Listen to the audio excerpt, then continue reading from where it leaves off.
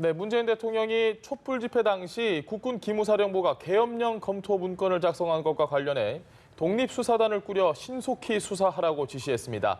육군 출신 그리고 기무사 출신을 배제한 수사단을 만들고 국방장관도 수사 지휘를 할 수 없다고 못 박았습니다. 네, 한편 국회 원구성 합의는 입법 공백 41일 만에 타결됐습니다. 관심을 모았던 법사위원장 자리는 결국 자유한국당에게 돌아갔는데요. 최민희 전 더불어민주당 의원, 김용남 전 자유한국당 의원과 이슈 짚어보겠습니다. 안녕하십니까? 네, 안녕하세요. 오셨습니까?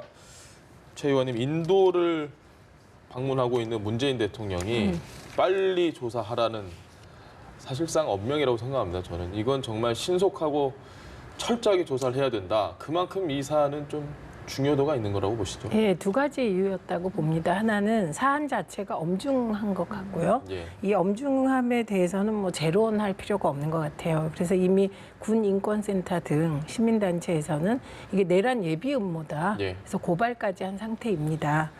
그리고 두 번째는 이 문건이 이미 지난 3월에 국방부 장관에게 보고됐다는 거 아닙니까? 예. 그런데 이런저런 이유로 국방부에서 이 문건에 대한 조사를 제대로 하지 않았고 예. 그 과정에서 군 감찰관, 국방부 감찰반을 통해서 조사하라고 했는데 이게 뭐 제대로 이루어지지 지지부진. 않았다. 예, 예. 그렇기 때문에 이게 사안에 비추어 국방부가 너무 뭐랄까 미온적인 대응을 하고 있다 이렇게 판단을 한 것 같고요. 예.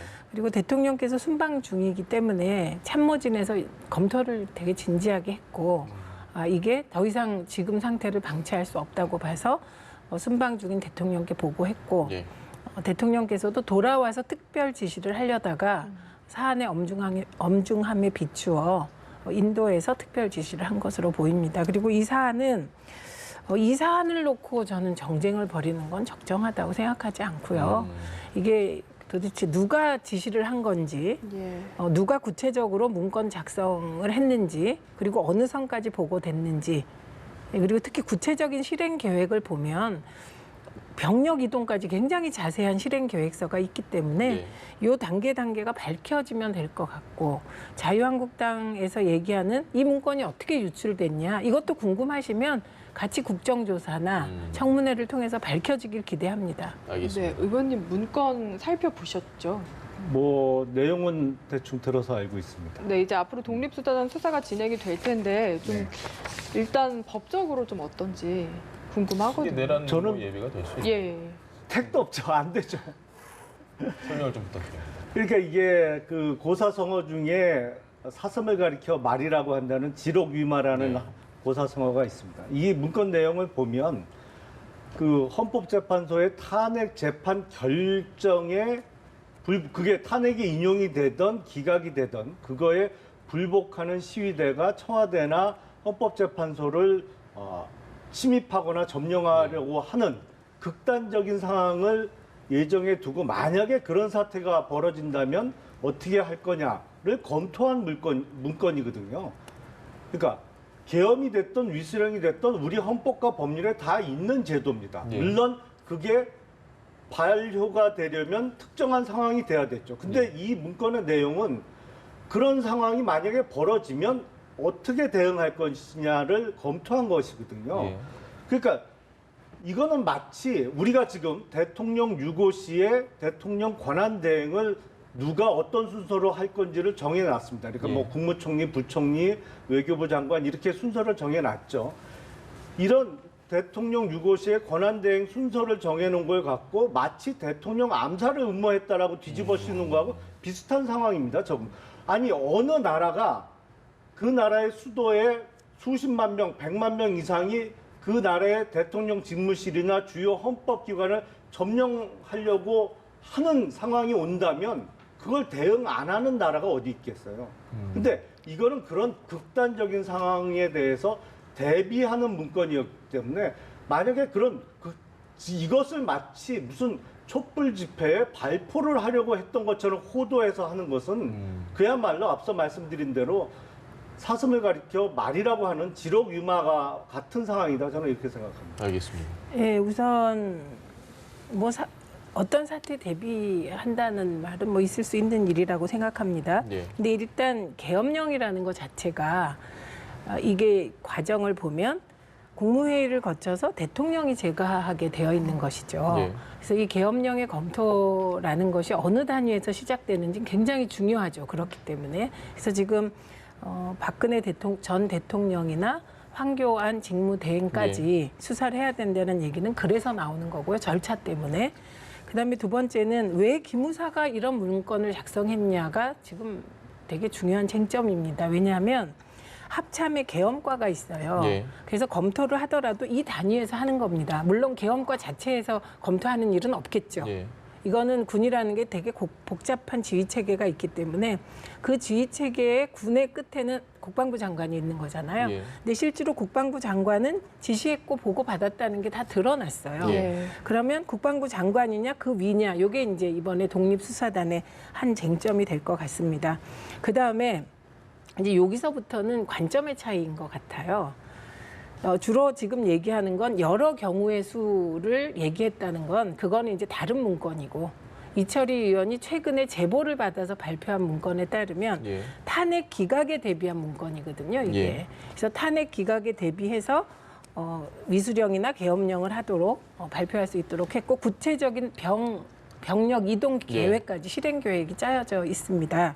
그러면 핵심은 위수령이나 계엄령을 때리려면 비상사태여야 되는 거예요. 천재지변에 준하는 비상사태. 그다음에 뭐 공공의 질서와 안녕을 위하는 이런 조건을 예상했을 때 계획이라도 세울 수 있는 거잖아요. 예. 근데 탄핵이 기각됐을 때 상정될 수 있는 것은 청와대를 촛불시위대가 둘러싼다든지 예. 그다음에 헌법재판소를 촛불시위대가 둘러싸는 거거든요. 이게 비상사태냐. 이거를 비상사태라고 보느냐 안 보느냐에서는 굉장한 입장 차이가 발생할 것 같고 예. 저는 대다수 국민들은 촛불 집회가 평화적 시위임을 고려할 때 이 비상사태라는 게 동의가 안 될 것 같고 예. 거꾸로 저는 진짜 비상사태는 뭐라고 보냐면 최순실이 이제 2명의 대통령이 있었고 최순실이 실질적 대통령이었다는 데 대한 국민적 분노, 국정농단 이 부분에 대해서 국민도 분노했지만 국회가 탄핵을 의결했잖아요. 예. 근데 박근혜 대통령이 임명한 사람이 다수인 헌재가 예. 국회의 뜻과 민의를 무시하고 탄핵을 기각했을 때 예. 그래도 대통령은 물러나야 되는 겁니다. 하야나 이런 방식으로. 그렇지 않고 헌법재판소가 기각했으니까 나는 버티겠다. 그리고 계엄이라도 하겠다라고 생각했다면 그것이 비상사태인 것이죠. 알겠습니다.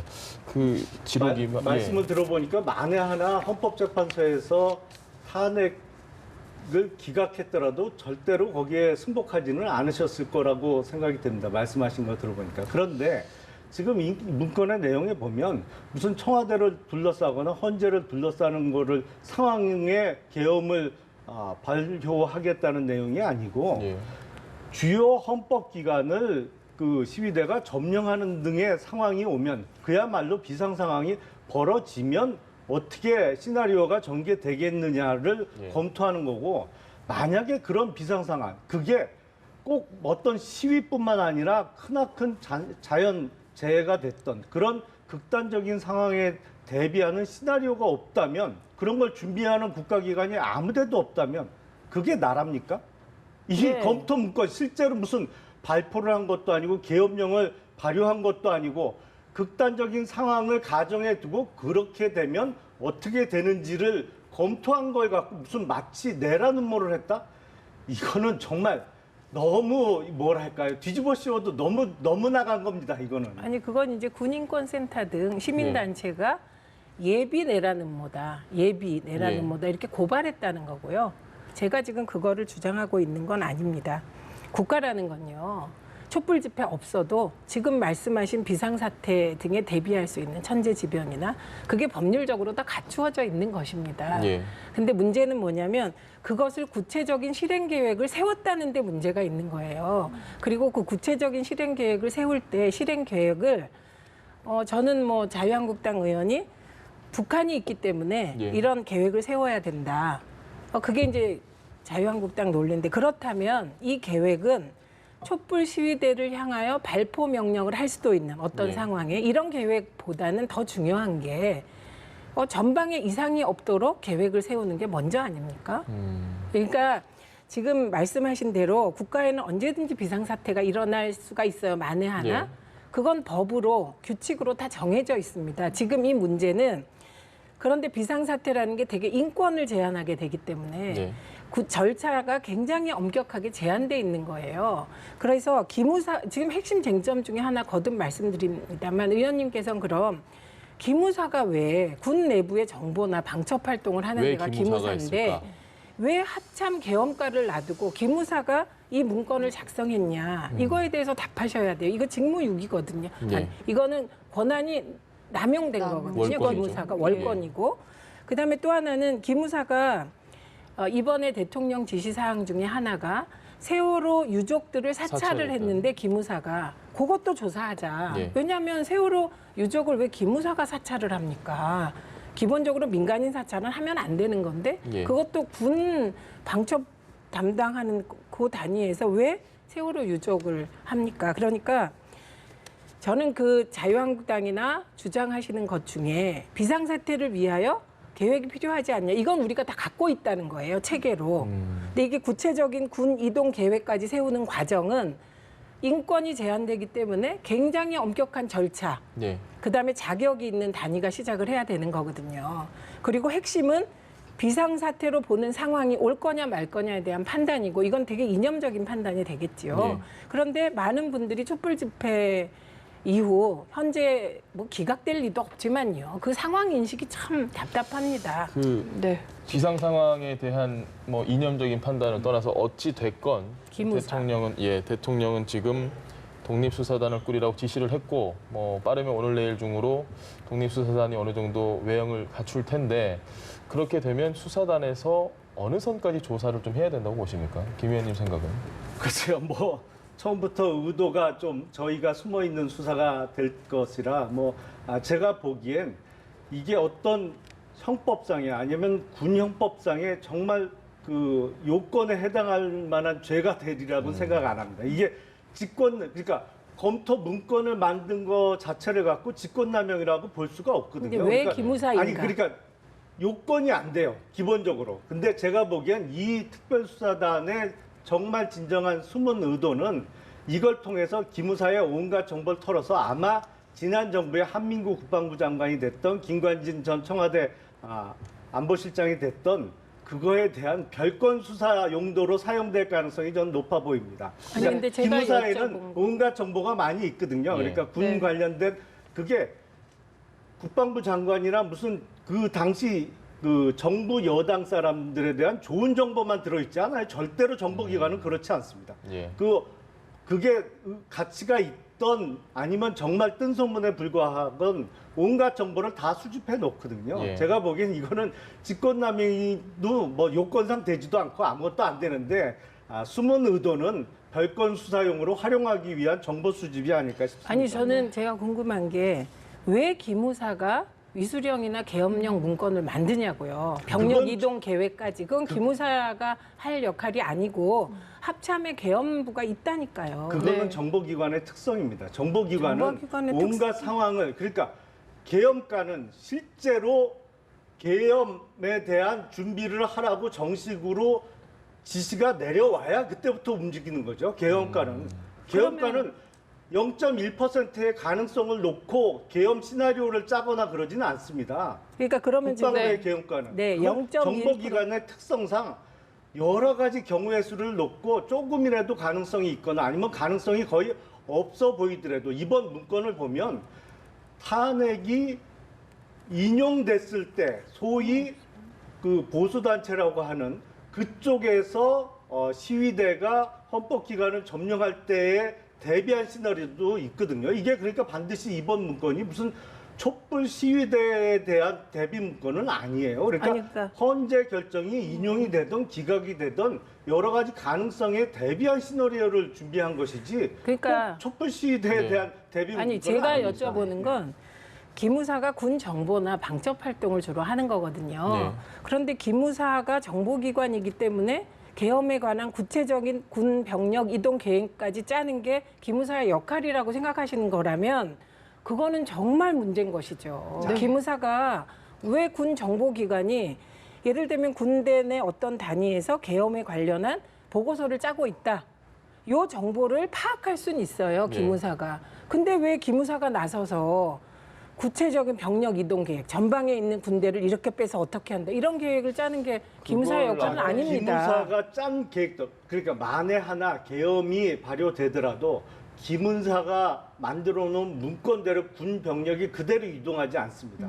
근데 아니, 그건 다만 쟁점이 계엄 아니고요. 상황에서 어떠한 군 이동 계획을 국방부가 냈던 계엄사령관이 그 지시를 내리거나 아니면 검토를 할 때 기무사에서 의견을 낼 수가 있죠. 이런 네. 병력을 이렇게 이동시키면 전방에 허점이 생긴다든지 의견은 낼 수 있는 그러니까 거죠. 그거는 그리고 2차적인 거잖아요. 그래서 검토 그러니까 문건을 아마 만드는 네. 것이죠. 최 지금 의원님이, 핵심 쟁점이 궁금해하시는 부분은 독립수사단에 분명히 그 부분부터 네, 일단 왜냐하면 이건 이렇게 됩니다. 조사를 하지 말씀하셨듯이 계엄사령관이 있어요. 예. 그리고 군이 병력 이동 계획을 짰습니다.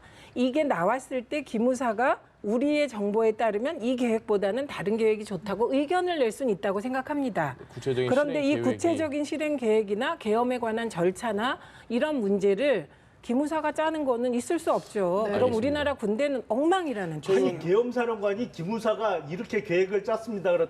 그랬다고 보고한다고 한들 그 계획대로 그대로 합니까? 그렇지 않거든요. 아니 지금 전혀. 그건 네. 쟁점이 예. 아니라는 거죠. 일단 네, 그 독립수사단에서 일단 최 의원님 말씀하신 부분부터 분명히 정리해 줄 텐데 네. 이거 여쭤보고 싶었습니다. 지금 이름이 이게 뭐 특별수사단 이런 건 아니고 독립수사단인 네. 이유가 아주 독립적으로 철저하게 한번 파봐라. 국방장관의 지시도 받지 말고라고 하는 건데 그렇게 되면 혹시 송영무 장관도 수사 대상에 포함될 수 있는 건가요? 지금 상황에서는? 그 뭐 수사 과정에서 결정될 거라고 봅니다. 그럼 네. 이게 독립수사단이라고 얘기를 하는데 누구로부터의 독립인가 이게 다 예. 궁금하잖아요.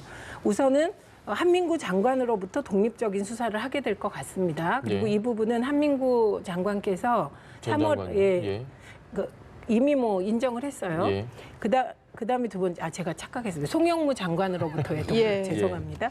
송영무 장관이 지난 3월에 이제 수사를 해야 되는 거잖아요. 예. 근데 감찰반에 의해서 수사를 해야 되는데 제대로 하지 않았잖아요. 그럼 이 제대로 하지 않고 몇 개월을 지난 데는 또 나름 이런저런 이유가 있겠죠. 예. 그래서 이 부분도 혹시 수사 대상이 될 수 있을 것 같습니다. 예. 그래서 국방부 장관으로부터 독립. 그래서 어저께 장관께서 발표를 하실 때 뭐라 그랬냐면 수사 일제 관여하지 않으면 물론 수사가 끝날 때까지 보고도 받지 않겠다 예. 이랬고요. 그다음에 두 번째는 기무사 출신 예. 검사, 그다음에 육군 출신 검사로부터의 독립입니다. 이거는 이렇게 저렇게 육군과 기무사 출신들이 이 계획의 과정에 많은 사람들이 연루되어 있지 않냐. 선후배고 그럴 수 있죠. 그래서 그런 의심 혹은 의혹 속에서 이 기무사나 육군 그 핵심으로부터의 독립, 예. 독립적인 수사를 얘기하는데 한 가지 보완해야 될 건 있는 것 같아요. 예를 들면 전직 기무사령관이 지금 민간인 신분이잖아요. 예. 그랬을 때 한계가 있을 것 같아서 예를 들면 검찰에서 파견을 받는다거나 뭐 이런 형식의 보완이 이루어지지 않을까 싶습니다. 군 검찰로는 조사할 수 없는 부분들이 네, 있기 근데 때문에. 이제 지금 핵심은 어쨌든 누가 지시했으며 예. 어디까지 보고됐으며 아까 제가 말씀드린 구체적인 병력 이동 계획, 전방이나 아주 뭐 특수 작전 부대까지 빼온다는 네. 건데 네. 이런 계획을 짜는 과정에 그러니까 경위죠. 그 경위에 대한 수사가 이루어지길 바랍니다. 네, 좀 알겠습니다. 하실 말씀이 또 있으신 것 같은데 시간이 많이 지나서 다음 이슈로 좀 넘어가 보겠습니다. 41일 만에 원구성 합의가 됐거든요. 네. 이에 대해서 어떻게 평가하시는지 일단 김 의원님께 여쭤볼게요. 일단 원구성 합의가 좀 늦어진 거는 분명히 문제가 있죠. 그래서 네. 이게 처음 국회 개원할 때나 아니면 상반기에서 하반기로 넘어갈 때 이렇게 지연되는 경우가 흔히 지금 우리 국회에 있는데 이건 제도적으로 좀 고쳐야 되는 상황이 아닌가 싶습니다. 앞으로 이제 제도를 바꿀 게 많이 있어요. 항상 협상의 결과물로 이렇게 원구성을 하다 보니까 시간이 지연되거든요. 근데 이번 원구성을 놓고 보면 지금 제가 보기에 가장 이득을 많이 본 거는 소수당이에요. 지금 바른미래당은 상임위원장 2자리밖에 못 가져왔다고 자기네들이 손해봤다고 예. 얘기를 하는 것 같은데 의석 30석 갖고 지금 부의장을 확보를 했어요. 바른미래당은. 제가 보기에 제일 좀 속된 편으로 대박난 데는 바른미래당이에요. 그리고 평화정의는 사실은 뭐 합당도 아니고 이상한 교섭단체를 만들어서 이번에 또 상임위원장 2자리를 확보를 했습니다만 그중에 가장 의미 있는 게 제가 보기에는 정개특위입니다. 비상설로 된. 예, 예. 정개특위를 맡게 됨으로 인해서 특히 정의당이나 지금 평화민주당도 소수당으로서 예. 앞으로 논의될 선거구제 개편과 관련해서 그동안 적극적으로 주장해왔던 중대선거구제에 보다 힘을 실을 수 있는 자리를 확보했기 때문에 소수당으로서는 뭐 협상을 아주 잘해서 후한 점수를 받을 수 있을 것 같고 민주당이나 한국당은 그냥 평점 수준 아닌가, 평균 수준 아닌가 싶습니다. 네. 어떻게 이건요 평가하십니까? 한마디로 얘기하면 홍영표 대표의 통 큰 양보입니다. 그리고 저런 이제 여당다운 예. 통 큰 협상이 앞으로 국회 운영에 도움이 되는 거니까 적금을 좀 든 것 같아요. 예. 그리고 지금 자유한국당은 그러니까 대박은 바른미래당이라면 소대박이 난 거죠. 아, 왜냐하면 법사위 상원을 확보하셨고요. 적과 꿀이 흐르는 국토위, 예. 환노위의 핵심 상임입니다. 예. 그다음에 예결위, 뭐 이 정도면은 뭐 준대박. 민주당 입장에서 근데 이번에 일단 운영위는 차지했고 한국당이 법사위는 넘겨줬고 근데 법사위 넘겨주면서도 뭐 여러 가지 구도적으로 좀 조건들이 있는데 이 부분 가지고 갈등이 좀 심해질 여지가 분명히 있을 것 같거든요. 이게 뭐 구두로 하는 거라서 이에 대해서는 어떻게 보십니까? 항상 보면 이제 법사위가 항상 문제예요.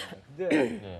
문제가 해결되지 않는 근본적인 이유는 항상 여당이 제도 개선을 요구를 해요. 그러니까 네. 19대 국회 때는 당시 여당인 새누리당이 법사위 제도를 좀 개선하자. 예. 이게 법사위가 특히 다른 상임위에서 올라온 법안은 자꾸 수정에 그쳐야지 왜 내용 자체를 붙잡고 상원 노릇을 하느냐. 예. 근데 이제 그 입장이 바뀌면 예. 지금 민주당이 이제 법사위의 제도 개선을 요구하고 있는 것이죠. 그래서 이거는 정말 저는 뭐 철학 전공자는 아닙니다만 예. 존 롤스가 얘기한 정의론 있잖아요. 예. 예. 무지의 장막, 미지의 장막이 쳐져 있는 것을 전제로 해서 다음 총선 이후에 어떻게 제도 개선을 할 건지. 그러니까 다음 총선 때 어느 당이 제1당이 될지를 알지 못하는 상황에서 예. 그러면 지금은 이 상태로 가고 다음 21대 국회부터는 우리가 어떻게 하기로 하자. 이렇게 좀 진지하게 제도 개선을 논의해야 될 필요성이 있지 않나 싶습니다. 항상 보면 입장 바뀌면 또 의견도 바뀌니까 이게 진정성이 없어서 안 먹혀요. 이게 제도 개선이 안 돼요. 알겠습니다. 네. 시간이 없는데 하나만 딱 더 여쭤볼게요. 최 의원님.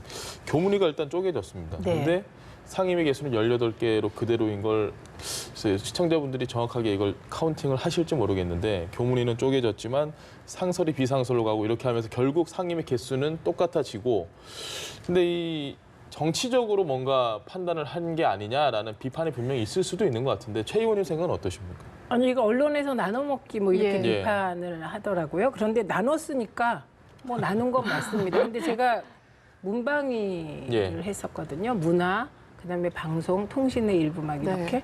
그런데 교육이 굉장히 광범위한 영역입니다. 그러다 보니 교문위를 해놓으면은 문화가 늘 이렇게 제대로 되지 소외되는. 않는 집중하기가 거를 제가 힘든, 직접 예. 경험을 했습니다. 그러니까 그런 나눠먹기라는 비난을 의식해서 상임위 숫자는 늘리지 않고 이렇게 조정을 한 것 같은데 이 교육과 문화를 나누자는 요구는 계속해서 있어 왔던 필요에 요구입니다. 의한 예, 내용상으로. 쪼개기였다. 네, 그래서 앞으로 이제 문화가 굉장히 중요한 이게 먹거리 동력까지 되는 거잖아요. 예. 문화예술 부분이. 그래서 이 부분에 대해서 국회가 적극적으로 좀 지원할 건 지원하고 뭐 그럴 필요가 있다고 봅니다. 알겠습니다. 네. 최민희 전 더불어민주당 의원, 김용남 전 자유한국당 의원과 함께했습니다. 말씀 잘 네, 들었습니다. 고맙습니다.